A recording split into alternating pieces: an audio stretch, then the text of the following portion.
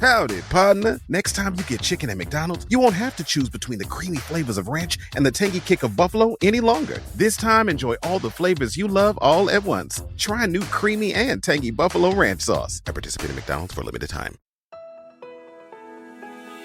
The Business Owners Podcast is brought to you by Business and Enever Group with your hosts, Linda Reed-Enever and Clive Enever. In each episode, we talk to other business owners about their experiences, challenges, and successes. We'll also share tips and advice on how to grow your business and achieve your goals. If you're a business owner or you're thinking about starting a business, then the Business Owners Podcast is for you. Okay, as business owners, we have business and we have life. And we have a number of elements that will pop up in the way that pulls us in direction from direction, no matter how hard we try to get the balance right.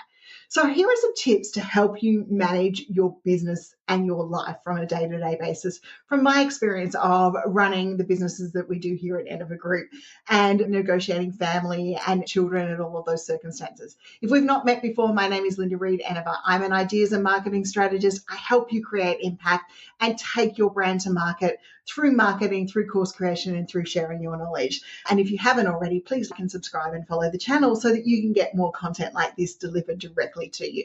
Okay, so when we start in business, we are quite often working from home or we're working in an office environment and people think we have more flexibility. And yes, we got into business to having flexibility, but we got into business for having flexibility for the right reasons for us as business owners. So the first thing we need to do when we're in that journey is we want to make sure that we clarify what that flexibility means for us. What are our non-negotiable times? What are our work hours? And we make sure that we communicate those work hours to the people around us. Now, they could be family, they could be friends, they could be the visitor that wants to knock on the door every stage of the day. And we communicate what our work time is. Because if you're in a 9-to-5 job and you were in an office in someone else's office, it is unlikely that these people would come knocking on the door, call in for a cuppa, do all of those sorts of things because they know you're at work and you're unavailable to do that. So we need to set some really clear work hours and some really clear expectations about what can interrupt those work hours. Then from there, we've got to look at making sure that we actually have some time for life in there, because getting into business was all about having flexibility, but we want to make sure that we have time in our day and in our weeks to have some life. So we need to program in some non-negotiable family time, some me time, especially the me time. It's very important. Time for sleep so that we make sure that we get sleep because we're productive, and especially time for breaks. There is no badge for not taking a break. And no one knows if you're at lunch or you're working with a client in lots of ways if you're worried about people not thinking you're busy enough, but there is absolutely no badge for not taking a break. And it is scientifically proven that you are more productive and more creative and a better person at work when you've taken that break. So make sure that you are taking those lunch breaks, that you are taking those coffee breaks, that you're walking away from your office so that your mind, your body, and your ability to work is so much better. Then we want to make sure that we are getting in those family times. So schedule those moments with friends. Put things in your calendar. Your calendar isn't just for work. Put in the life stuff. Put in the stuff that you want to do. So for me, for example, I've got walking in my calendar so that I make sure that I go walking. And, the ding happens and I'm more likely to actually get out there and go walking.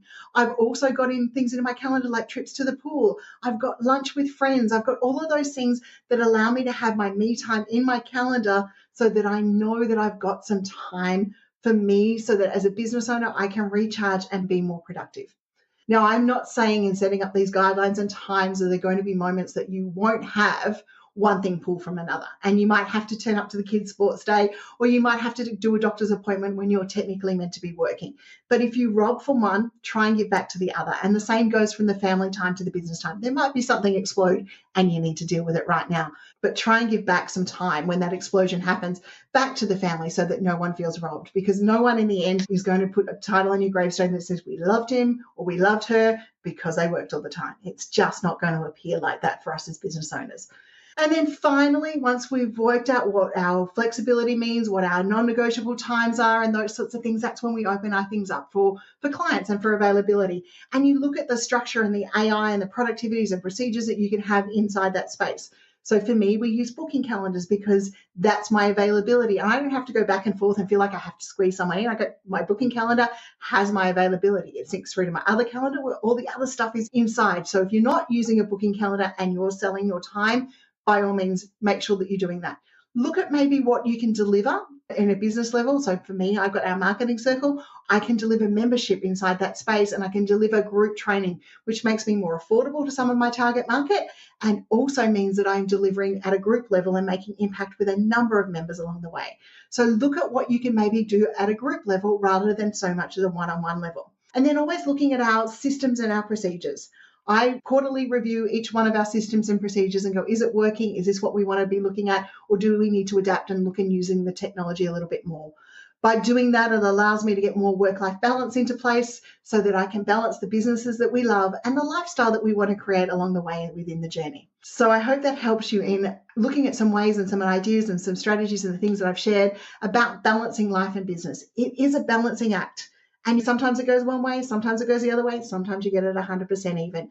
But if you work at it, you can get the balancing act in a way that it suits you. Maybe it is a little bit this way, but it works for you. Or maybe it's a little bit that way and it works for you.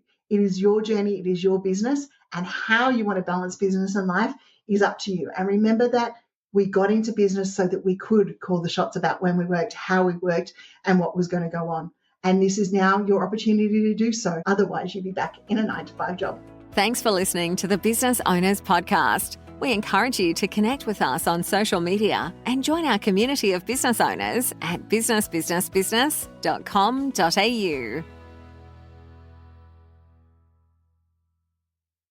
Working across teams is tough, but Asana helps you handle it. Asana AI can spot roadblocks and assign work to keep everything on track. That's how work gets handled. Visit us at asana.com.